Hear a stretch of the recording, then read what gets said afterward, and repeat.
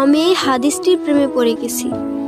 আপনি যখন নীরবে ঘরে বসে কান্না করেন, আল্লাহ তখন ফেরেশতাগণদের উদ্দেশ্য করে বলেন, কোন জিনিস আমার এই বান্দার চোখে পানি আনলো? ফেরেশতাগণ বলেন, আপনার বান্দা সুখে নেই, আপনার বান্দা অনেক দিন হাসেনি।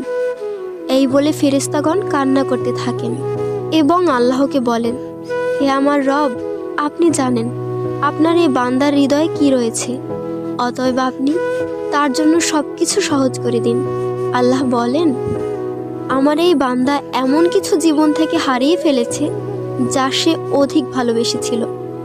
অতএব আল্লাহ বলেন, আমি শপথ করছি, আমার বান্দা তার জীবন থেকে যা হারিয়েছে এর চেয়ে উত্তম জিনিস তাকে এনে দেব, যা দেখে দুনিয়া ও আখিরাতের সবাই বিস্মিত হবে।